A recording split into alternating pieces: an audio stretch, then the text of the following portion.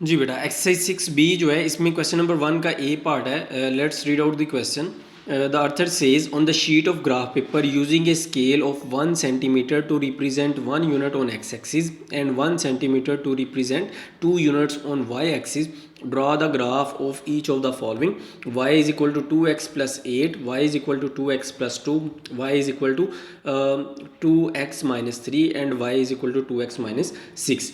उसके अंदर जैसे हमने पिछले क्वेश्चन के अंदर देखा था कि हमारे पास जो है वो y की वैल्यू फाइंड करनी थी हमने और x की वैल्यूज़ गिवन थी. इसमें से वो आपको कह रहा है कि आपके पास जो x की वैल्यूज़ हैं वो 0 से 4 तक है और आपने किसी भी तरीके से इनसे y की वैल्यू को फाइंड करना है और ग्राफ को ड्रा करना है और आपने बताना है what do you notice about these lines you have drawn from in part A. आपने ये बताना है ये जो लाइंस आपने ड्रा किए हैं ये पार्ट ए में के अंदर, तो ये लाइंस किस तरह की हैं. तो बेटा हमने सबसे पहले क्या किया, अपनी मर्जी की, आपके पास x की वैल्यू 0 से 4 तक वेरी कर रही थी, हमने इसके अंदर से अपनी मर्जी की कोई सी 3 वैल्यूज़ जो हैं वो सिलेक्ट कर ली. So I will suggest you over here कि आपने जो है एक्सट्रीम वैल्यूज़ यहाँ पे लेनी है कि हमारे पास जो है वो वैल्यूज़ x की गिवन थी 0 से लेके 4 तक. तो इसके अंदर 0, 1, 2, 3 और 4 ये हमारे पास जो है वो 5 वैल्यूज़ आ रही थी. हमने क्या किया, सबसे फर्स्ट वाली वैल्यू ले ली, उसके अलावा लास्ट वाली वैल्यू ले ली और इन दोनों के जो इन बिटवीन वैल्यू है 0, 2 एंड 4 ये तीनों वैल्यूज़ हैं वो हमने ले ली. हमारे पास 4 इक्वेशन गिवन थी. फर्स्ट इक्वेशन थी y is equal to 2x plus 8, second equation थी y is equal to 2x plus 2, third equation थी 2x माइनस 3 और फोर्थ वन थी 2x माइनस 6. तो हमने सबसे पहले क्या किया, x की वैल्यू 0 ली, यहाँ पे x की जगह पे 0 प्लेस किया. 2 इंटू 0 प्लस 8 तो वो आपके पास 8 आ जाएगा. सिमिलरली इस 0 को जो है आपने इस इक्वेशन में पुट किया तो वो प्लस 2 आ जाएगा. इस 0 को इस इक्वेशन में पुट करेंगे तो वो माइनस 3 आ जाएगा और इस 0 को अगर आप लास्ट इक्वेशन में पुट करेंगे तो माइनस 6 आ जाएगा.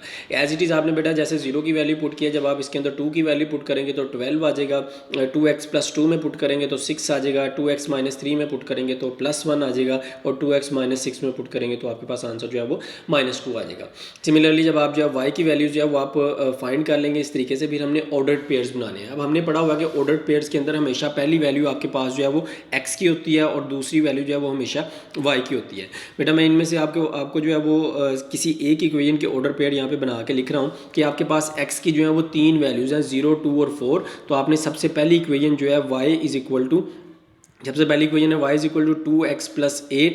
तो यहाँ पे आपने जो है जब ऑर्डर पेयर्स बनाने हैं तो आपने सबसे पहले x की वैल्यू लिखनी है. यहाँ पे x की फर्स्ट वैल्यू जो है वो 0 है और इस 0 को पुट करने के बाद y की वैल्यू जो है वो आपके पास 8 आ रही है. तो 0, 8 आपका पहला ऑर्डर पेयर आ जाएगा. सिमिलरली जो x की दूसरी वैल्यू है 2 है और उसके कोरेस्पॉन्डिंग जो y की वैल्यू है वो 12 आ रही है. तो यहाँ पर आपके पास जो है दूसरा ऑर्डर पेयर जो है वो आपके पास 2,12 आ जाएगा. सिमिलरली जो आपके पास तीसरा ऑर्डर पेयर है 4 एंड 16 है. तो यहाँ पे ये आपके पास तीसरा ऑर्डर पेयर जो है वो 4 एंड 16 आ जाएगा. अब ये बेटा आपके पास 3 कोऑर्डिनेट्स आ चुके हैं 0, 8, 2, 12 और 4 एंड 16. अब आपने इनको ग्राफ के ऊपर ड्रा करना है और इनके ज़रिए से लाइंस को मार्क करना है. लाइंस को मार्क करने के बाद आपने बताना है ये लाइन जो है वो आपस में पैरेलल हैं कि नहीं है. ठीक है जी. सो यहाँ पे बेटा ग्राफ ऑलरेडी ड्रा हुआ है जिसमें हमने एक्स एक्सिस के वाई एक्सिस के ऊपर 2 का डिफरेंस लिया है. 0, 2, 10 बॉक्सेस 10 स्मॉल बॉक्सेस छोड़ने के बाद हमने जो है वो इसके ऊपर 2 का डिफरेंस लिया हुआ है. तो ये आपके पास 0, 2, 4, 6, 8, 10 एंड 12. और बेटा ये कोऑर्डिनेट्स के अंदर जब भी ओरिजिन फाइंड करते हैं तो इसमें आपको बताया गया है कि सबसे पहले आपने जो है एक्स एक्सिस की मैक्सिमम और मिनिमम वैल्यू देखनी है और वाई एक्सिस की मैक्सिमम और मिनिमम वैल्यू देखनी है और उसके बाद जो है फिर आप जो है ओरिजिन फाइंड करते हैं और ओरिजिन को फाइंड करने के बाद जो है अपना ग्राफ जो है वो ईजिली आप ड्रा कर सकते हैं.